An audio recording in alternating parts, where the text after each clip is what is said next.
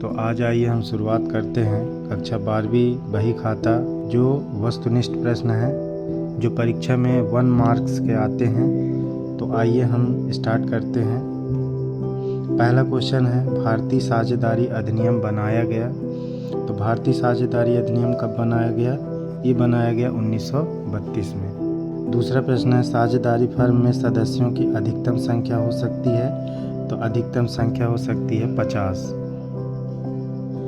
साझेदारी संलेख तैयार किया जाना क्या होता है?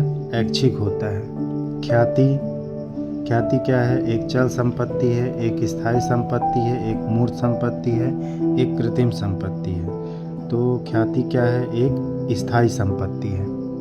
तो साझेदारी का अनिवार्य अंग है, तो इस साझेदारी का अनिवार्य अंग है लाभों को बांटना। अधिलाभ कहते हैं, तो अधिलाभ कहते हैं वास्तविक लाभ के सामान्य लाभ पर आधिक्य को। अगला प्रश्न है, x व y 2:3 के अनुपात में लाभ बांटने हैं। उन्होंने भविष्य में समान अनुपात में लाभ बांटना तय किया। कौन सा साझेदार किस अनुपात में त्याग करेगा बताना है। तो देखिए, इसके लिए क्या करेंगे हम, यहाँ पर लिखा हुआ है कि उन्होंने भविष्य में समान अनुपात में लाभ बांटना तय किया। तो हम यहाँ पर समान अनुपात मतलब 1:1 कर देंगे। ठीक है, ये समान अनुपात हो गया। तो यहाँ पर आ गया क्या? x का आ जाएगा 1/2 और y का क्या आ जाएगा? y का भी 1/2 आ जाएगा। ठीक है, तब x का हिस्सा निकालेंगे हम। तो यहाँ पर क्या आएगा? 1/2 माइनस पहले से इसका शेयर क्या है? 2/3 2/5। तो ये आ गया 2 और 5 का एलसीएम लिए 10 आ गया। 2 5 जा 10, 5 2 जा 10, 2 आया, 2 2 4, ये आ गया 1/10। तो ये 1/10 ये x का आया। तो x का त्याग क्या है? ये दिया है x का त्याग। अगला प्रश्न है, अतिरिक्त लाभ व संचयों को हस्तांतरित किया जाता है। तो इसका राइट आंसर होगा साझेदारों के पूंजी खाते में। ख्याति का सबसे अधिक मूल्य होता है, तो कहाँ पर होता है सबसे अधिक मूल्य? ये होता है बिल्ली के स्वभाव वाली ख्याति में सबसे अधिक मूल्य होता है। 18 फरवरी को होने वाले पेपर में मैंने व्यवसाय अध्ययन के बहुत सारे क्वेश्चन बताए थे और अधिकांश प्रश्न जो हैं अपने इस कॉमेक्स 24 चैनल के माध्यम से बहुत सारे प्रश्न उसमें आए। तो कृपया आप सभी इस चैनल पर विजिट करें और देखें। जब नया साझेदार प्रीमियम की राशि नकद लाता है तो इसे जमा किया जाता है। तो इसे जमा किया जाता है प्रीमियम खाते में। ए, बी और सी लाभ विभाजन अनुपात 3:2:1 में है। बी ने अवकाश ग्रहण किया। ए बी सी का नया अनुपात क्या होगा? तो ए बी सी का नया अनुपात क्या होगा? 3:1। ये तो आपको मालूम ही होगा किस तरीके से इसका अनुपात निकालना है। ये जो पार्टनर अवकाश ग्रहण करता है उसका शेयर क्या करते हैं? हटा देते हैं। तो जब हट गया तो ये ए, बी और सी है। बी हट जाएगा तो क्या बचेगा? ए और सी बचेगा। तो ये आ गया क्या? 3:1। ये कहाँ पर है? ये ए नंबर में है। तो इसका राइट आंसर क्या होगा? ए, 3:1। वसूली खाता है। अब वसूली खाता क्या है? तो वसूली खाता है अवास्तविक खाता। इसका राइट आंसर होगा अवास्तविक खाता।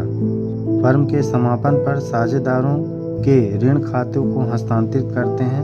तो किस में हस्तांतरित करते हैं? वसूली खाते में, साझेदारों के पूंजी खाते में, साझेदारों के चालू खाते में। तो इसका राइट आंसर है इसमें से कोई नहीं, इनमें कोई भी नहीं है। विघटन की दशा में फर्म की संपत्तियां वसूली खाते में अंतरित की जाती हैं। कहाँ, किस में अंतरित की जाती हैं? पुस्तक मूल्य पर। अंश प्रीमियम है, तो अंश प्रीमियम क्या है? अंश प्रीमियम है आगमगत लाभ। अंशों का हरण करते समय अंश पूंजी को नामे किया जाता है। तो कहाँ नामे किया जाता है? मांगी गई पूंजी की राशि से। अगला 17 नंबर क्वेश्चन है, अवशिष्ट याचना पर सारणी ए के अनुसार ब्याज की दर होती है। कितनी होती है? 5% वार्षिक। सरकारी कंपनी को चुकता पूंजी में सरकार कौन सी? केंद्रीय तथा राज्य के कम से कम अंश होने चाहिए। तो कितने होने चाहिए? 51%। कंपनी का सबसे महत्वपूर्ण प्रलेख होता है। तो तो सबसे महत्वपूर्ण प्रलेख होता है पार्षद सीमा नियम। लघु कंपनी की चुकता पूंजी किसी भी दशा में अधिक से अधिक हो सकती है। कितनी हो सकती है? 20 करोड़ रुपए। एक निजी कंपनी के सदस्यों की अधिकतम संख्या हो सकती है, तो निजी कंपनियों में सदस्यों की अधिकतम संख्या हो सकती है 200। ऋण पत्रधारी होते हैं कंपनी के लेनदार। पत्रों के निर्गमन पर कटौती है, तो क्या है कटौती? कृत्रिम संपत्ति। अंश की जब्ती के समय डेबिट किया जाता है, तो क्या डेबिट किया जाता है? अंश जब्ती खाता, बैंक खाता, अंशधारी का व्यक्तिगत खाता, अंशधारी का पूंजी खाता। तो क्या किया जाता है? अंश पूंजी खाता। जो ऋण पत्र कंपनी के रजिस्टर में दर्ज नहीं किए जाते हैं उन्हें कहते हैं, उन्हें क्या कहते हैं?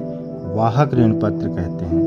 ऋण पत्रों पर ब्याज के भुगतान की अवधि हो सकती है वार्षिक, अर्धवार्षिक, तिमाही या कोई नहीं। तो इसमें राइट आंसर है कोई नहीं। कंपनी का चिट्ठा तैयार किया जाता है क्षैतिज फॉर्म में, लंबवत फॉर्म में, दोनों में, या साझेदारी फर्म के चिट्ठे के प्रारूप में। तो इसका राइट आंसर है लंबवत प्रारूप में।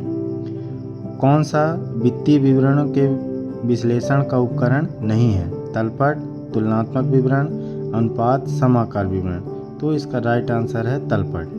वित्तीय विश्लेषण की तकनीक है, 2 है, 3 है, 4 है, 6 है। तो राइट आंसर है 6। आदर्श तरल अनुपात है, तो आदर्श तरल अनुपात आप जानते हैं 1:1 होता है। निम्नलिखित में से कौन सी स्थायी संपत्ति नहीं है? तो स्थायी संपत्ति नहीं है देनदार। अनुपात विश्लेषण के जन्मदाता का नाम, तो इनका नाम है अलेक्जेंडर वाल। रोकड़ के अतिरिक्त बहाव का आशय है चुकाई गई रोकड़, प्राप्त रोकड़ व चुकाई गई रोकड़ दोनों विनियोजित रोकड़। तो इसका राइट आंसर है प्राप्त रोकड़। रोकड़ प्रवाह विवरण संबंधित है, किससे संबंधित है? AS3 से, लेखांकन प्रमाप 3 से, अकाउंटिंग स्टैंडर्ड 3। रोकड़ के स्रोत हैं अंशों के निर्गमन पर प्राप्त रोकड़, दीर्घकालीन ऋणों में वृद्धि, विनियोग के विक्रय में रोकड़, ये सभी। तो इसका राइट आंसर है ये सभी। साझेदारी संलेख के अभाव में ऋण पर ब्याज दिया जाता है, तो 6%। ख्याति है, तो ख्याति क्या है? स्थायी एवं मूर्त संपत्ति, स्थायी एवं अमूर्त संपत्ति है। ये गलत आंसर है, ये सही है, स्थायी अमूर्त संपत्ति। आप भी ध्यान रखें और क्वेश्चन को अच्छी तरह से पढ़ें ताकि गलत होने की संभावना न हो। मृतक साझेदारों के उत्तराधिकारी को देय राशि का भुगतान न करने पर कितने प्रतिशत वार्षिक दर से ब्याज देना पड़ता है? तो राइट आंसर है 6% वार्षिक। साझेदार की निवृत्ति पर फर्म की पुरानी ख्याति विद्यमान का बंटवारा किस अनुपात में किया जाता है? तो ये किया जाता है पुराने लाभ हानि अनुपात में। साझेदारी फर्म के समापन पर खोला जाता है, तो क्या खोला जाता है? वसूली खाता। कंपनी के समापन पर मांगी जाने वाली पूंजी क्या कहलाती है? संचित पूंजी कहलाती है। यदि चालू दायित्व 3,50,000 हैं व चालू अनुपात 1:5 के अनुपात में है, तो चालू संपत्ति क्या होगी? तो चालू संपत्ति होगी 4,50,000। फर्म के विघटन पर बैंक अधिविकर्ष खाते को हस्तांतरित करते हैं, तो किस में करते हैं? वसूली खाते में किया जाता है। पुनर्मूल्यांकन खाता बनाते हैं, तो कब बनाते हैं? नए साझेदार के प्रवेश पर। फर्म के समापन पर साझेदारों के ऋण खाते को हस्तांतरित करते हैं, किस में हस्तांतरित करते हैं? तो इनमें से कोई नहीं। एक कंपनी 10 रुपये वाले 1000 अंश निर्गमित किए जनता से 12,500 अंश के आवेदन पत्र प्राप्त हुए, ये क्या कहलाएगा? तो ये कहलाएगा अति अभिदान। यानी 1000 अंश निर्गमित किए गए लेकिन आए कितने? 12,500। इसका मतलब क्या है कि ज़्यादा आवेदन पत्र आए, तो ये क्या कहलाएगा? अति अभिदान। कौन सा संचय आर्थिक चिट्ठे में नहीं दिखाया जाता? पूंजीगत संचय, आयगत संचय, गुप्त संचय, अंश प्रीमियम। तो इसका राइट आंसर है गुप्त संचय। कार्यशील पूंजी होती है, कार्यशील पूंजी क्या होती है?